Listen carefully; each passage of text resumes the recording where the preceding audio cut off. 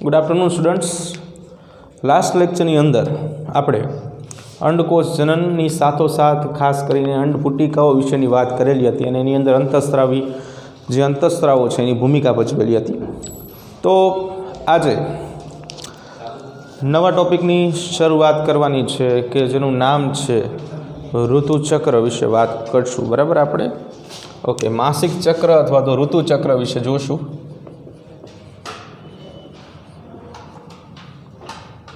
Generally आपणे जाणीए छीए मुजब के मासिक चक्र ऋतुचक्र मेन्स्ट्रुअल साइकल शॉर्ट में आपणे एमसी तरीके ओळखशुं। एनो जे सरेराश एवरेज टाइम पीरियड छे 28 दिवसोनो छे। एटले सरेराश समयगाळो जे छे 28 दिवसनो राखशुं। सरेराश समयगाळो 28 दिवस 28 डेज। आज 28 दिवसनो समयगाळो छे ए एवुं दर्शावे छे के प्राथमिक रीते स्त्री जे छे स्वस्थ छे।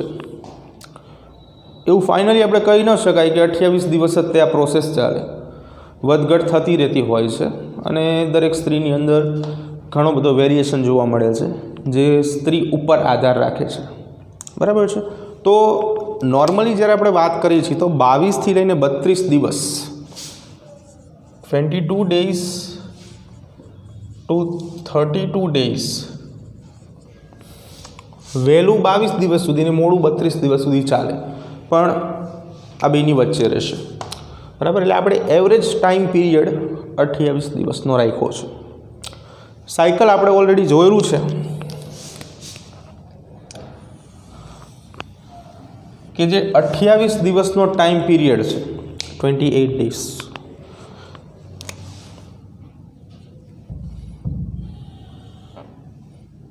પહેલો દિવસ, બીજો દિવસ, ત્રીજો દિવસ, ચોથો દિવસ, પાંચમો દિવસ, છઠ્ઠો દિવસ, સાતમો, આઠમો, 9, 10, 11, 12, 13, 14,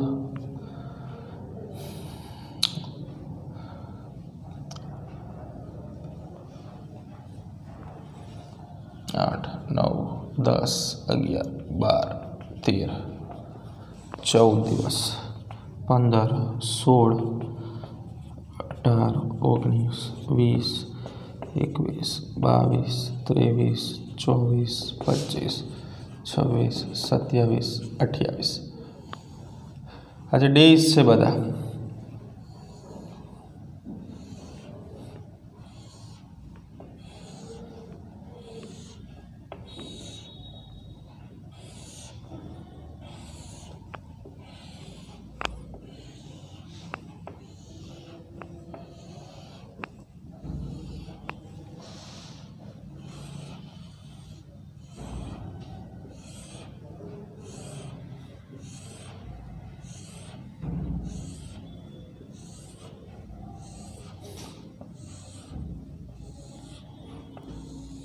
बस આવી રીતે ચાલે છે। ત્રણ અલગ અલગ ફેઝ તબક્કાઓ વિશે વાત કરેલી હતી। બરાબર, જેમ કે શરૂઆતનો તબક્કો માસિક તબક્કો અથવા તો રક્તસ્રાવી તબક્કા વિશે આપણે સમજતા હતા। માસિક તબક્કો કે રક્તસ્રાવી તબક્કો જે છે 1 થી શરૂ ને 1 થી થઈને 5 દિવસ સુધીનો હતો।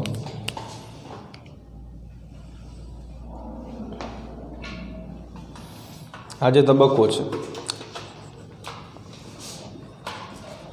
मासिक अथवा तो रक्तस्रावी तबक्को कि जे तबक्का दरमियान स्त्री जे छे पोताना शरीरमांथी रुधिरनो जथ्थो जे छे ए बहार काढशे योनि मार्ग द्वारा।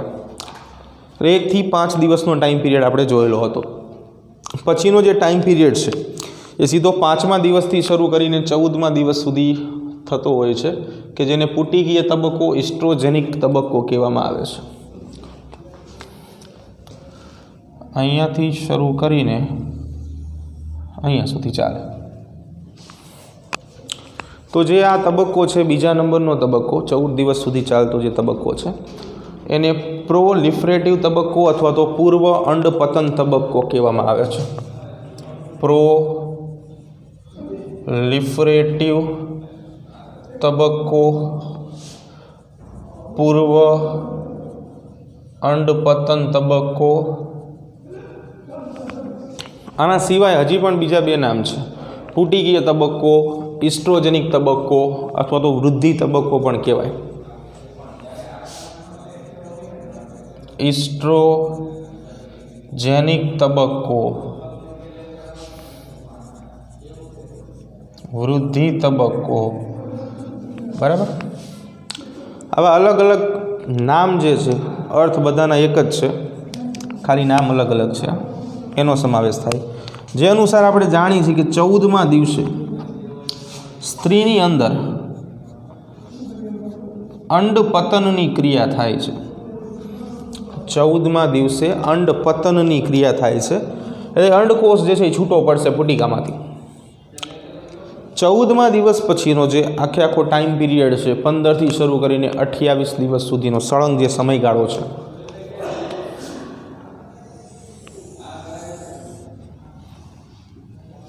અહીંયા સુધીનો, એ તબક્કાને લ્યુટિયલ તબક્કો, સ્ત્રાવી તબક્કો અથવા તો પ્રોજેસ્ટેરોનિક તબક્કો કહેશું.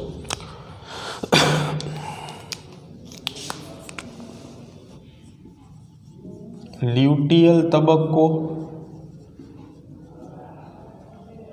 લ્યુટિયલ તબક્કો સૌથી પહેલો. બીજા નંબર ઉપર પ્રોજેસ્ટેરોનિક તબક્કો,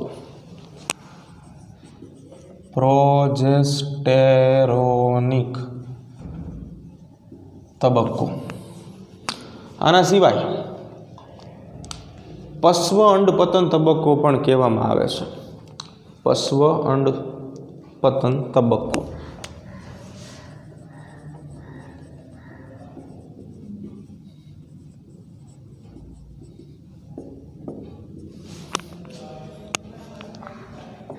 આના 4 નામ લખાયા છે, તેને 3 નામ લખાયા છે. આ બે જે પ્રકાર પાડ્યા છે, પશ્વ અંડપતન તબક્કો અને પૂર્વ અંડપતન તબક્કો, એ અંડપતનની ઘટનાના આધારે 2 પ્રકાર પાડ્યા છે. એટલે કે અંડપતનની ઘટના પહેલાંનો જે તબક્કો છે પૂર્વ અંડપતન તબક્કો કહેશું. અંડપતનની ક્રિયા બાદનો જે તબક્કો છે એ પશ્વ અંડપતન તબક્કા તરીકે ઓળખશું. તો બધા જે તબક્કાઓ છે એ તબક્કાઓ ખાસ અગત્યના છે. તબક્કાઓ દરમિયાન કઈ કઈ ક્રિયાઓ થાય છે એ સમજવાનું છે. હવે આપણે ખાસ કરીને જે મુજબ આપણે જાણીએ છીએ કે ભાઈ પ્રક્રિયા જે થાય છે ઋતુચક્રની અથવા તો માસિક ચક્રની, એની અંદર મહત્ત્વનું કામ જે છે એ અંતઃસ્ત્રાવો જ કરે છે. કારણ કે અંતઃસ્ત્રાવોના કારણે જ આખી પ્રક્રિયા જે છે એ થાય છે, અને અંતઃસ્ત્રાવો જ પ્રક્રિયાને પરિપૂર્ણ કરવામાં મહત્ત્વની ભૂમિકા ભજવે છે. તો થોડાક અમુક અંતઃસ્ત્રાવો વિશે વાત કરીએ કે કયા કયા તબક્કામાં શું થાય છે.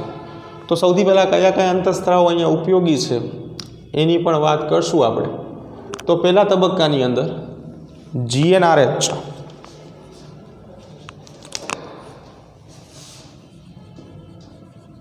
એક જ મિનિટ, પહેલાં આપણે સમજી લઈએ કે કયા કયા અંતઃસ્ત્રાવો અહીંયા ઉપયોગી બનશે. GnRH, FSH, LH, આ 3 અંતઃસ્ત્રાવ. સાથે સાથે ઇસ્ટ્રોજન એન્ડ પ્રોજેસ્ટેરોન આ પણ અગત્યની ભૂમિકા ભજવશે.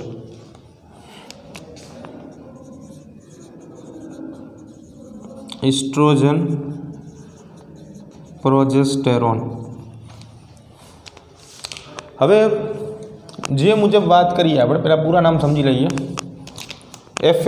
GnRH ગોનેડોટ્રોપિન અથવા trophin releasing hormone.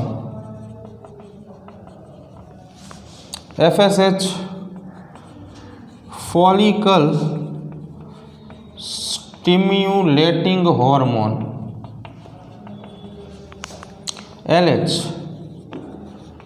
Luteinising hormone. Oestrogen અને પ્રોજેસ્ટેરોન. તો આ બધા સંયુક્ત અંતઃસ્ત્રાવો જે છે જે આની ઉપર સીધી અસર કરે છે. આ માસિક ચક્ર ઉપર અથવા તો ઋતુચક્ર ઉપર અસર કરે. માસિક ચક્ર પર અસર કરે. કેવી રીતે અસર કરે એ આપણે સમજીએ. तो जे पहलो तबक्को है 1 થી 5 दिवसनो टाइम पीरियड वाळो तबक्को, ए तबक्कानी अंदर शरूआतमां स्टार्टिंग थाय त्यारे तबक्कानी FSH, LH, GnRH, इस्ट्रोजन और प्रोजेस्टेरोन आ बधानुं प्रमाण ओछुं होय छे। ज्यां ई अने पी लख्युं छे ने इस्ट्रोजन छे अने प्रोजेस्टेरोन छे पी, बधानुं प्रमाण जे छे शुं थशे ओछुं हशे, खूब ज ओछुं प्रमाण जे छे जे आनी शरूआत करावे छे। ई अने पी इस्ट्रोजन अने प्रोजेस्टेरोन छे। पछी ज्यारे प्रक्रिया पूर्ण थाय त्यारबाद एम प्रक्रियानो अंत समयगाळो आवे एटले के तबक्कानो अंतिम समयगाळो आवे ए वखते FSH, LH અને GnRH આનું પ્રમાણ વધે છે, પણ ઇસ્ટ્રોજન અને પ્રોજેસ્ટરનું પ્રમાણ એઝ યુઝ્યુઅલ એટલે કે જે મુજબ ઘટેલું હતું એવું જ રહેશે। સેકન્ડ ફેઝની વાત કરીએ, પ્રોલિફરેટિવ તબક્કો છે, પૂર્વ અંડપતનીય તબક્કો છે, તો એની અંદર શું થાય છે? તો એની અંદર FSH, LH, GnRH અને ઇસ્ટ્રોજન, ચાલો આમાં લખી નાખું ઇસ્ટ્રોજન ઈ, આ બધાનું પ્રમાણ જે છે એ વધેલું જોવા મળશે। બધાનું પ્રમાણ વધશે। જો એક જ અંતઃસ્ત્રાવ છે જે બાકી રહી ગયો છે એની પ્રોજેસ્ટેરોન છે, પ્રોજેસ્ટેરોનનું પ્રમાણ હજી સુધી વધ્યું નથી, અહીંયા થશે। લ્યુટિયલ તબક્કો અથવા પ્રોજેસ્ટેરોનિક તબક્કો, એની અંદર બાકીના જે ઘટકો છે GnRH, FSH, LH પ્રમાણ ઘટે છે।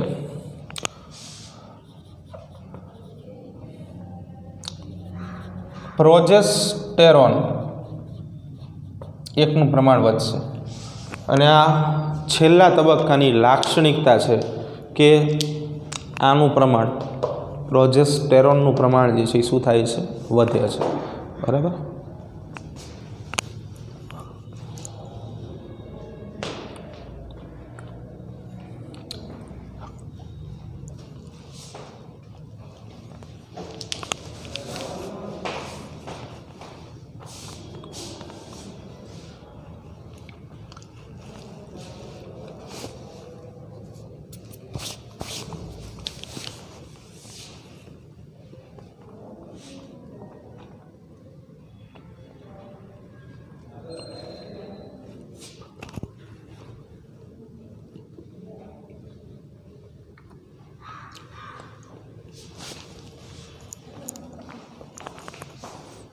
ચાલો તો હવે માસિક ચક્ર સંબંધિત અમુક સમસ્યાઓ અથવા તો અમુક અનિયમિતતાઓ જે છે એની ચર્ચા કરીએ।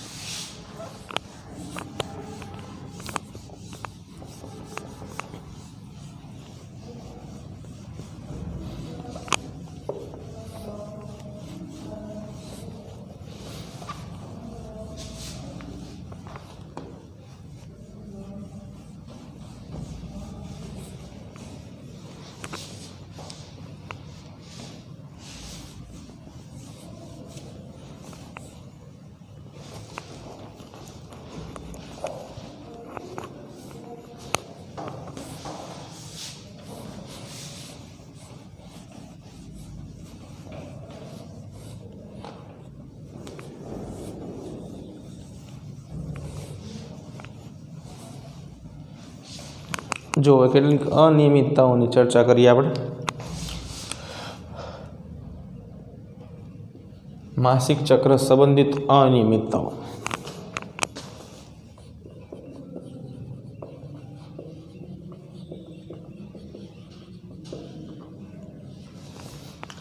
કઈ કઈ અનિયમિતતાઓ જે છે જોવા મળે છે? તો સૌથી પહેલાં નંબર 1 ઉપર વાત કરીએ આપણે,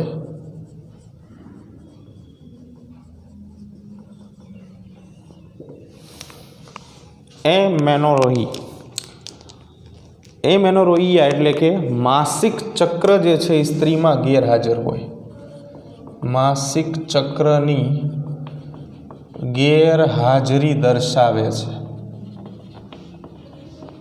એટલે માસિક ચક્ર જે છે એ સ્ત્રીઓમાં જોવા મળશે નહીં, જેમાં ખામી હશે. બરાબર. સેકન્ડ નંબર ઉપર આગળ બીજા નંબરની ખામી જે છે એનો અભ્યાસ કરીએ.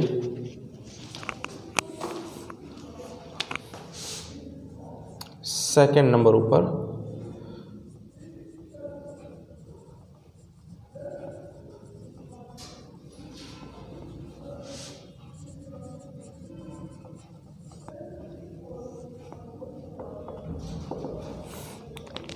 પ્રિકોશિયસ પરબિટી. બીજા નંબરની ખામી કે જેની અંદર સામાન્ય આપણે જે શું હોય કે સ્ત્રીઓની અંદર અમુક ઉંમર બાદ માસિક ચક્ર જે છે, મેન્સ્ટ્રુએશન સાયકલ જે છે એ સ્ટાર્ટ થતું હોય છે, પણ આ કન્ડિશન જે છે પ્રિકોશિયસ પરબિટી, એની અંદર બહુ જ નાની ઉંમરની અંદર માસિક ચક્રની શરૂઆત થઈ જાય છે. એટલે કે 8 વર્ષ પહેલાં સ્ત્રીઓની અંદર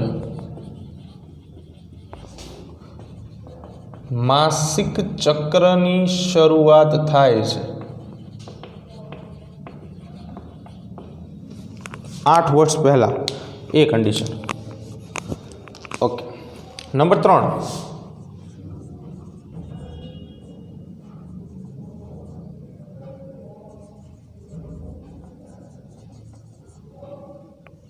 ક્રિપ્ટોમેનોરિયા. ક્રિપ્ટોમેનોરિયા શું દેખાડે છે? તો આવી કન્ડિશનમાં જો સ્ત્રીની અંદર માસિક ચક્ર સર્જાશે, અનિયમિતતા ભલે રહે પણ માસિક ચક્ર સર્જાય છે, પણ રક્તસ્રાવ વગરનું માસિક ચક્ર સર્જાય છે. રક્તસ્રાવ વગરનું માસિક ચક્ર સર્જાય. બીજું કે માસિક ચક્રના તમામ લક્ષણો અનુભવાય.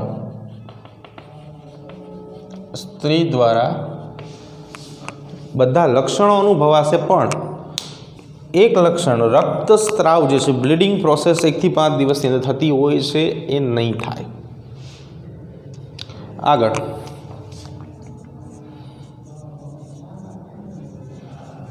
ડિસ્મેનોરિયા.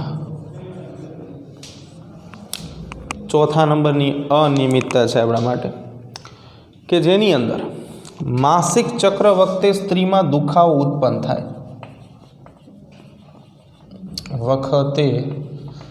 સ્ત્રીમાં દુખાવો ઉત્પન્ન થાય. 4 અનિયમિતતા. હજી એક આગળ જોઈએ.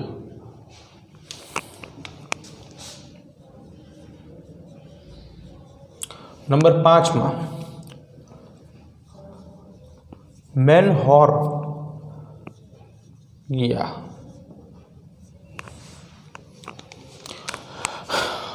મેનોર્ગિયા હવે સામાન્ય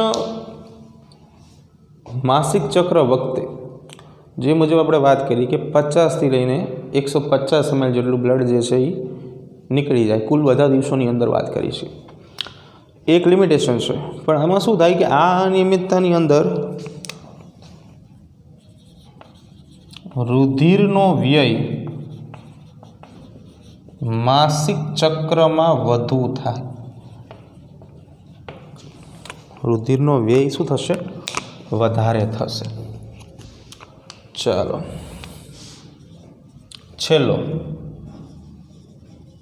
પોલીમેનોરિયા.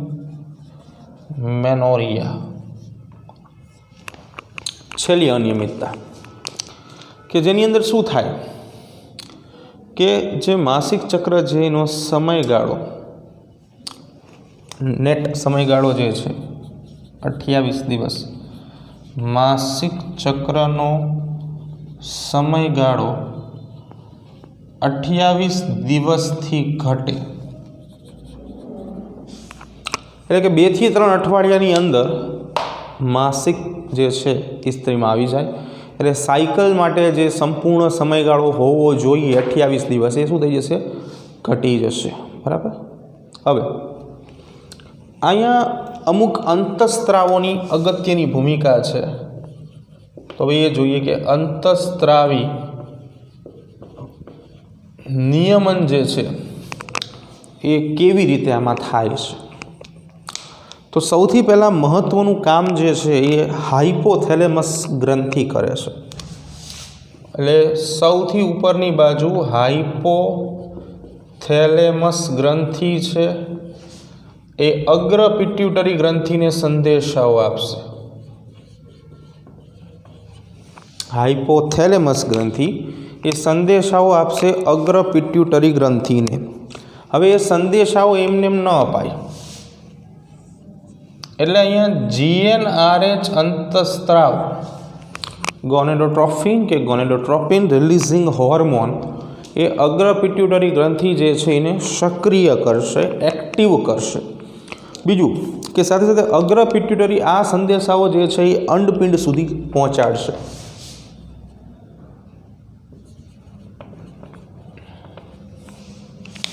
કે જ્યાં બીજા અંતઃસ્ત્રાવ LH અને FSH અગત્યની ભૂમિકા ભજવશે।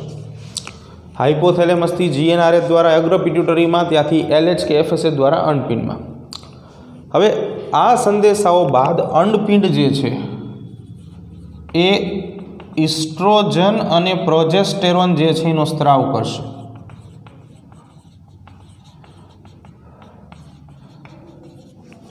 અને આના કારણે સીધી અસર જે છે એ ગર્ભાશય ઉપર થશે। ઇસ્ટ્રોજન અને પ્રોજેસ્ટેરોન બેની અસર શું થાય છે એ આપણે સમજશું, પણ અત્યારે ખાલી એટલું સમજીએ કે ભાઈ ઇસ્ટ્રોજન અને પ્રોજેસ્ટેરોન જે છે એની અસર થાય છે। ઇસ્ટ્રોજન જે છે એ એન્ડોમેટ્રિયમનો વિકાસ કરશે।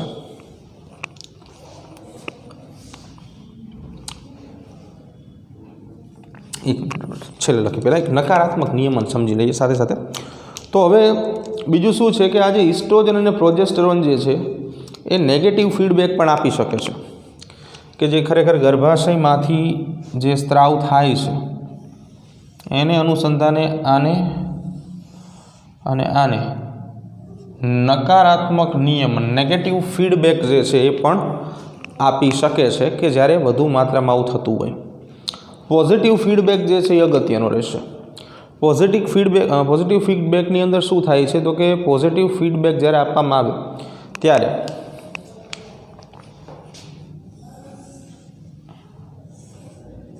પોઝિટિવ ફીડબેક વખતે અહીંયા LH નો વધુ પડતો સ્ત્રાવ થશે। LH નો સ્ત્રાવ થાય જે અહીંયા અગ્ર પિટ્યુટરી ગ્રંથિ કરાવશે। લ્યુટિનાઇઝિંગ હોર્મોનનો જેવો સ્ત્રાવ થશે એટલે કે LH નો સ્ત્રાવ થશે એટલે એની સાથે અંડપતનની ક્રિયા થશે।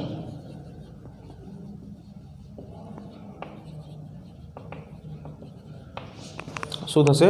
અંડપતનની ક્રિયા જે છે એને થશે।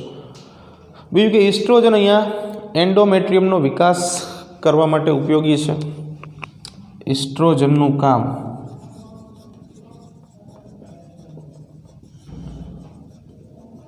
એન્ડોમેટ્રિયમનો વિકાસ કરે અને પ્રોજેસ્ટેરોન જે છે એ એન્ડોમેટ્રિયમની સ્થાયી પ્રકૃતિ માટે, એન્ડોમેટ્રિયમની સ્ત્રાવી પ્રકૃતિ માટે જવાબદાર છે।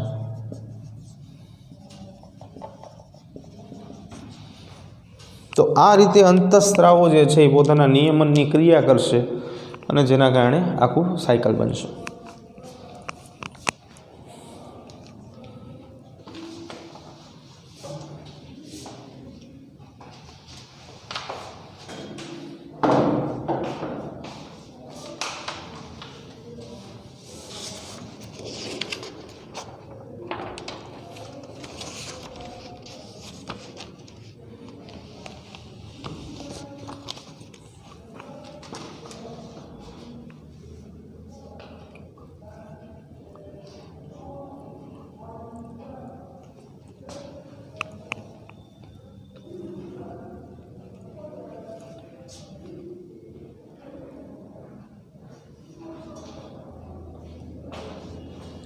ચાલો,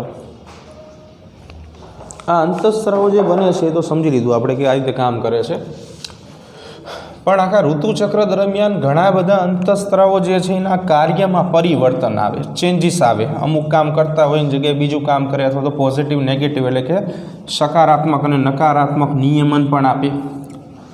તો એ હવે આપણે સમજવાનું છે કે એ કેવી રીતે સકારાત્મક અને નકારાત્મક નિયમન આપશે, પોઝિટિવ અને નેગેટિવ ફીડબેક કઈ કઈ રીતે આપે છે એ આપણે સમજવાનું છે.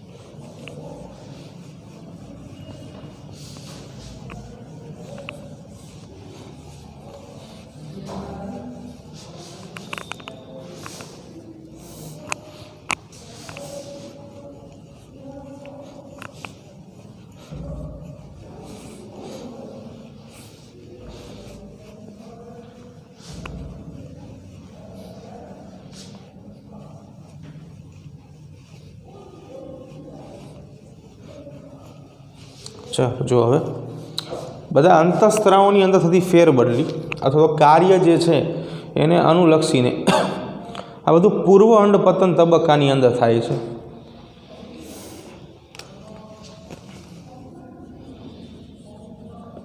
પૂર્વ અંડપતન તબક્કાની અંદર વાત કરીએ છીએ તો જે પૂર્વ અંડપતનીય તબક્કો છે એમાં અંતઃભાગમાં અંતઃસ્રાવનું કેવો બદલાવ થાય છે.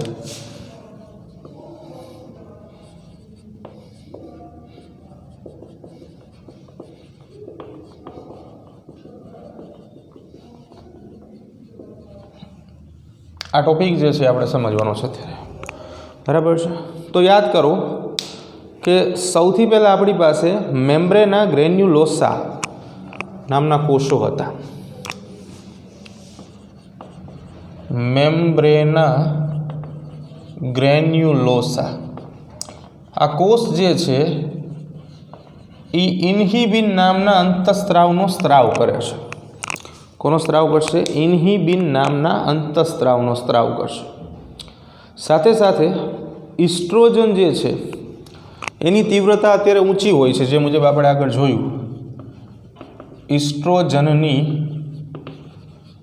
ઊંચી તીવ્રતા જે છે એ અહીંયા પોઝિટિવ એટલે કે સકારાત્મક પ્રકારનું નિયમન પ્રેરી સીધું GnRH ઉપર અસર કરશે, ગોનેડોટ્રોફિન રિલીઝિંગ હોર્મોન.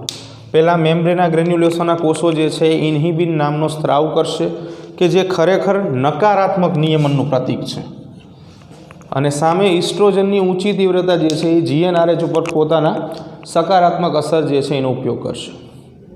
હવે આ GnRH જે છે એ બે પ્રકારના અંતઃસ્ત્રાવોનો બનેલો છે.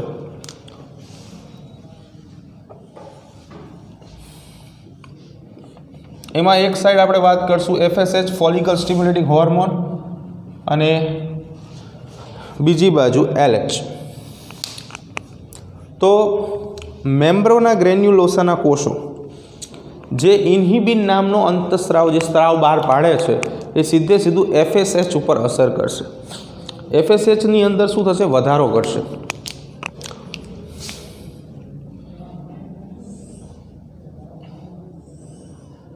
અહીંયા FSH ઉપર અસર કરશે એટલે એના કારણે શું થાય કે ભાઈ FSHમાં વધારો થાય. ફોલિકલ સ્ટિમ્યુલેટિંગ હોર્મોન્સ જે છે એ હવે વધુ માત્રામાં ઉત્પન્ન થશે, અને એના કારણે હવે FSHમાં વધારો થવાના કારણે એની ચરમસીમા જે છે એ શું છે? તો કે અંડકોષ જનન. અંડકોષ જનનની પ્રક્રિયા જે છે એ થશે. અચ્છા, હવે અંડકોષ જનનની પ્રક્રિયા આગળ વધે એટલે ગ્રાફિયન પુટિકામાં પ્રથમ અર્ધીકરણ વિભાજન પૂરું થઈ ગયું હોય. આગળ વધે એટલે ગ્રાફિયન પુટિકામાં પ્રથમ વિભાજન પૂર્ણ થઈ ગયેલ હોય, ગ્રાફિયન પુટિકા જે છે એની અંદર શું થશે, પ્રથમ જે વિભાજન છે એ પૂર્ણ થઈ ગયું હોય. અહીંયા જે પ્રથમ વિભાજન છે એની જગ્યાએ તમે અર્ધીકરણ પણ લખી શકો છો. એટલે પ્રથમ અર્ધીકરણ જે છે એ શું થઈ ગયું છે, ગ્રાફિયન પુટિકામાં પૂરું થઈ ગયું છે. હવે ગ્રાફિયન પુટિકા કે જેની અંદર પ્રથમ અર્ધીકરણ પૂરું થઈ ગયું છે અથવા તો પૂર્ણ થવાને આરે છે, એ હવે દ્વિતીય અર્ધીકરણનું વિભાજન જે છે એ શરૂ કરશે. દ્વિતીય અર્ધીકરણની શરૂઆત થાય, સ્ટાર્ટ થઈ છે દ્વિતીય અર્ધીકરણ. પણ તકલીફ શું છે, ભાજના અવસ્થામાં બધું અટકી જશે. આ અવસ્થા જે છે એ ભાજના અવસ્થા એ અટકી જશે. વિભાજન અટકી જાય. એટલે અહીંયા તમને લાસ્ટમાં FSH દ્વારા જે કોષ મળશે એ કોષ હશે દ્વિતીય પૂર્વ અંડકોષ, કે જે ભાજના અવસ્થાની અંદર આવેલો છે.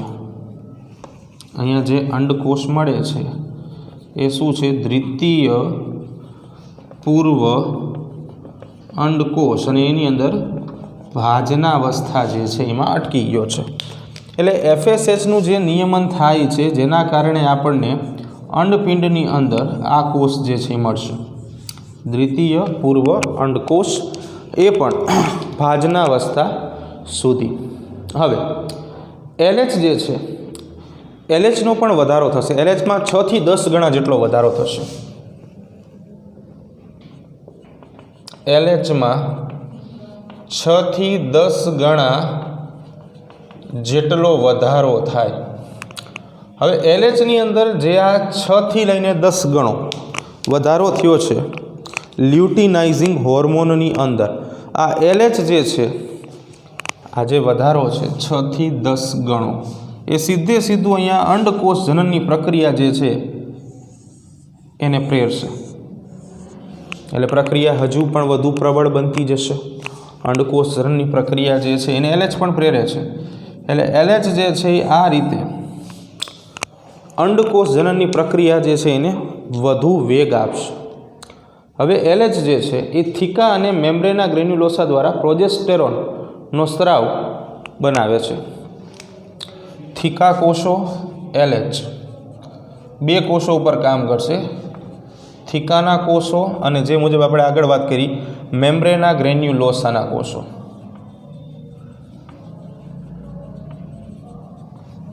આ બંને કોષો ઉપર LH લ્યુટિનાઇઝિંગ હોર્મોન જે છે એ પોતાનો સ્ત્રાવ જે છે એને આગળ વધારશે, અને જેના કારણે પ્રોજેસ્ટેરોન જે છે એ સ્ત્રાવ પામશે.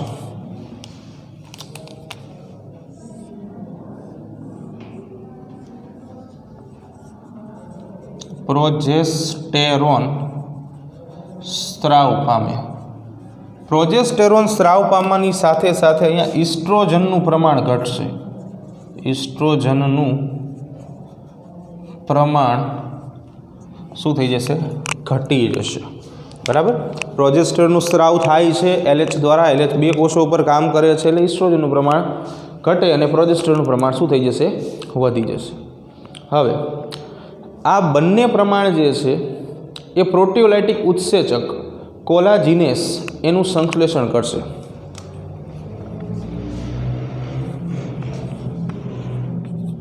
કોલાજીન પ્રોટીઓલાઇટિક અંતસ્ત્રાવ છે. કેવો ઘટક છે, પ્રોટીઓલાઇટિક ઘટક કોલાજીન. બરાબર. આ ઉત્સેચકનું નિર્માણ થશે જે થીકા એક્સટર્નાનું નબળું થવું અને અંડપિંડના ટ્યુનિકા આલ્બુજિનનું વિઘટન કરશે. થીકાને નબળું કરે અને અંડપિંડનું ટ્યુનિકા આલ્બુજેનિયાનું વિઘટન કરશે.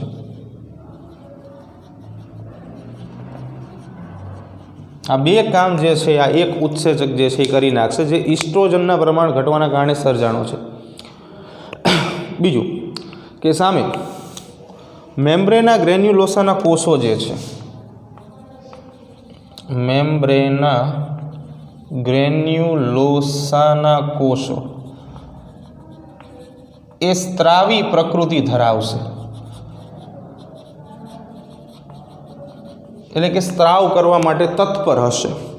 મેમ્બ્રેના ગ્રેન્યુલોસાના કોષો સ્ત્રાવી પ્રકૃતિ ધરાવશે, સ્ત્રાવની ક્રિયા કરવા માટે સક્રિય હશે, જેના કારણે એન્ટ્રમનું પ્રવાહી જે છે એ વધશે. ગુહા અથવા એન્ટ્રમનું પ્રવાહીના કદમાં વધારો થાય અને જેના કારણે પુટિકાઓ ફૂલાય. એટલે આપણે જેમ કહીએ છીએ ને કે પુટિકાઓના કદ આગળ વધતા વધે છે, એ બધી આ ઘટનાઓ ઉપર ડિપેન્ડેડ છે. એમને કશું પ્રમાણ જે છે ને એ વધતું નથી. આ બધી સાયકલમાંથી પાસ આઉટ થાય છે ઘટનાઓ, એટલા માટે પ્રમાણ જે છે એ શું થઈ જાય છે? વધી જાય છે. હવે મેમ્બ્રેના ગ્રેન્યુલોસાના કોષો જે છે એનું કામ તો અહીંયા પૂરું થઈ જાય છે, પણ આ મુદ્દો છે જગ્યાના અભાવે આપણે અહીંયા થોડોક સમજી છીએ. ખાસ ધ્યાન આપજો. છેલ્લે આપણે એવું જોયું હતું મિત્રો કે ત્યાં કોલાજીન નામનો ઉત્સેચક પ્રોટીઓલાઇટિક ઘટક છે. કોલાજીન પોતે એક ઉત્સેચક છે, એ પણ પ્રોટીનનો જ બનેલો છે. આ ઉત્સેચક છે અને બંધારણીય ઘટક એનું શું છે? પ્રોટીન છે. એટલે પ્રોટીનનો બનેલો ઉત્સેચક કોલાજીન છે. હવે આ કોલાજીને છેલ્લે બે કામ કર્યા હતા. થીકાનું જે આવરણ છે, ઇન્ટરના અને એક્સટર્નના બે પ્રકાર સમજેલા, નબળું કરી નાખે છે. અંડપિંડનું ટ્યુનિકા આલ્બુજિનિયા જે છે એ આખા આવરણનું શું કરી નાખે છે? વિઘટન કરી નાખે છે અને તોડી નાખશે. હવે ત્યારબાદ આગળ જઈને શું કરે છે? તો એ ગ્રાફિયન પુટિકા અથવા તો અંડપિંડીય આવરણ જે છે એનું વિઘટન કરી નાખે છે. ગ્રાફિયન પુટિકાઓ અથવા અંડપિંડીય આવરણનું વિઘટન કરે, અથવા તો આ આવરણ જે છે એને ભાંગી નાખે કે તોડી નાખે. બરાબર છે? જેના કારણે અંડપતનની ક્રિયા થાય. જેના કારણે અંડપતનની ક્રિયા થાય. અંડપતનની ક્રિયા થાય એટલે દ્વિતીય પૂર્વ અંડકોષ જે છે એ બહાર આવશે. દ્વિતીય પૂર્વ અંડકોષ બહાર આવશે કે જે ભાજનાવસ્થાની અંદર અત્યારે જોવા મળે છે. જેવો દ્વિતીય પૂર્વ અંડકોષ બહાર આવશે એ ઉદરીય ગુહા મારફતે સીધો ક્યાં વયો જશે? અંડવાહિનીમાં દાખલ થશે. ઉદર ગુહા મારફતે અંડવાહિનીમાં દાખલ થઈ જશે. જો ફરી વાર, ઇસ્ટ્રોજન પ્રોજેસ્ટેરોન કેવી રીતે યુઝફુલ છે? ઇસ્ટ્રોજનનું જ્યારે પ્રમાણ વધે છે, ઊંચી તીવ્રતા એટલે એનું પ્રમાણ જે છે એ વધારે છે, અથવા તો ઇસ્ટ્રોજનનું વધુ પ્રમાણ એમ પણ લખી શકાય. બરાબર છે? આ શું દેખાડે છે? ઇસ્ટ્રોજનનું વધુ પ્રમાણ. બરાબર? એટલે કે આ કન્ડિશનમાં ઇસ્ટ્રોજન જે છે એની તીવ્રતા કેવી છે? વધુ છે. એટલે એ પોઝિટિવ એટલે હકારાત્મક નિયમન આપે છે. હકારાત્મક નિયમન એટલે કે પોઝિટિવ ફીડબેક. આ પોઝિટિવ ફીડબેક જે છે એ સીધો GnRH સ્વીકારે છે અને GnRH જે છે એ બે ઘટકો FSH અને LH સાથે આંતરક્રિયાઓ કરે છે. બંનેના પ્રમાણમાં વધારો થાય છે. FSHનું પ્રમાણ બી વધે છે, LH જે છે એનું પ્રમાણ પણ વધે છે. FSHનું પ્રમાણ 2 થી 3 ગણા જેટલોમાં વધારો થાય છે, સામે 6 થી 10 ગણા જેટલો વધારો થાય છે. FSHનો જે વધારો છે ફોલિકલ સ્ટિમ્યુલેટિંગ હોર્મોન છે, એટલે એ અંડકોષ જનનની પ્રક્રિયા જે છે એને આગળ વધારશે. એવી જ રીતે જે આપણો LH છે, લ્યુટિનાઇઝિંગ હોર્મોન, આ લ્યુટિનાઇઝિંગ હોર્મોન પણ આ જ કામ કરે છે કે LH જે 6 થી 10 ગણું વધી ગયો છે, એ લ્યુટિનાઇઝિંગ હોર્મોન પણ હવે અંડકોષ જનનની પ્રક્રિયાને એક્ટિવ કરવા માટે અગત્યની ભૂમિકા ભજવશે.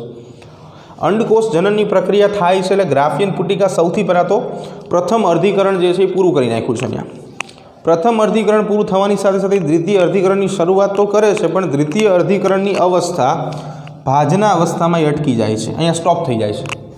આપણે જાણીએ છીએ ભાજના અવસ્થા પછી જે આગળની અવસ્થા જે છે એ ખરેખર અંડવાહિનીની અંદર થશે. ભાજના અવસ્થાની વિભાજન અટકી જાય છે એટલે અત્યારે તમને મળ્યો છે દ્વિતીય પૂર્વ અંડકોષ કે જે કઈ અવસ્થામાં છે? ભાજના અવસ્થામાં છે, બરાબર. અહીંયા સુધીનો કોષ બની ગયો છે, પણ અગત્યની વાત શું છે કે જે દ્વિતીય પૂર્વ અંડકોષ છે એની અંદરથી પુટિકાને તોડીને અંડકોષને કઈ રીતે બહાર કાઢવો? પુટિકા આખી સરસ મજાની છે અને તોડવાની છે ને એમાં બહાર કાઢવાની છે, બરાબર. તો એની અંદર અંતઃસ્ત્રાવ અગત્યનો ભાગ ભજવે છે. જે એલએચ છે એ શું કરે છે કે જે પુટિકા આવેલી છે એ પુટિકાની ઉપર રહેલા થીકા ઇન્ટરના અને થીકા એક્સટરના જે બે આવરણ છે, બરાબર, આમાંથી પ્રોજેસ્ટેરોનનો સ્ત્રાવ કરી નાખે છે. અને બીજા નંબર ઉપર છે મેમ્બ્રેનના ગ્રેન્યુલેશનના કોષો. આ બંને દ્વારા શું થાય કે જેના કારણે પ્રોજેસ્ટેરોન સ્ત્રાવ પામે એટલે અહીંયા પ્રોજેસ્ટેરોન જે છે એનું પ્રમાણ વધે છે. અહીંયા પી વધે છે પ્રોજેસ્ટેરોન. સામે ઇસ્ટ્રોજન જે છે એ શું થાય છે? ઘટે છે. એટલે અહીંયા ઈ જે છે એ ઘટે છે, ડાઉન થાય છે. જેના કારણે ઇસ્ટ્રોજનનું પ્રમાણ ઘટવાના કારણે અને પ્રોજેસ્ટેરોનનું પ્રમાણ વધવાના કારણે શું થાય છે તો કે સૌથી પહેલાં કોલાજીન નામનો એક પ્રોટીઓલાઇટિક ઘટક એટલે કે પ્રોટીઓલાઇટિક ઉત્સેચક એ નિર્માણ પામે છે, જે બે કામ કરે છે. થીકાનું જે આવરણ છે ને નબળું કરી નાખે છે જેથી પુટિકા જે છે એ સરળતાથી તૂટી જાય, અને સાથે સાથે અંડપિંડનું ટ્યુનિકા આલ્બુજેનિયા જે છે એનું પણ શું કરી નાખશે? વિઘટન કરી નાખશે. તો કોલાજીનેસ ઉત્સેચક, બરાબર. તો આ ઉત્સેચક જે છે, ઉત્સેચકનું નામ છે કોલાજીનેસ.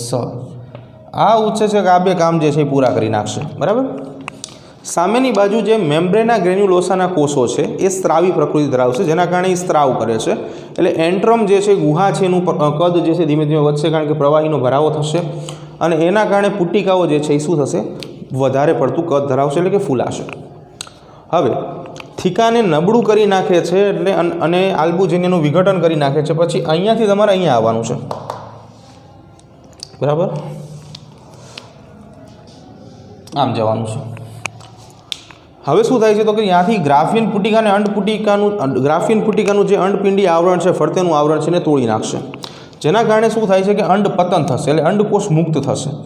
અંડપતનની અંદર જે આ બહેનો હતો એ જ કામ કરશે અને એ ઉદર ગુહા મારફતે પછી અંડવાહિનીમાં દાખલ થશે. આ બધા દરમિયાન મેમ્બ્રેના ગ્રેન્યુલોસાના કોષો જે છે એ નકારાત્મક નિયમન દર્શાવે છે, બરાબર. નકારાત્મક નિયમન એટલે કે નેગેટિવ ફીડબેક. આ નેગેટિવ ફીડબેક દ્વારા એ નકારાત્મક નિયમન બતાવે છે, એટલા માટે એફએસએચ જે છે એના પ્રમાણમાં વધારો થશે. ઓકે, તો આજે બસ આપણે આટલું રાખી છીએ. બાકીનું જે છે આવતીકાલે નેક્સ્ટ લેક્ચરમાં જોઈશું.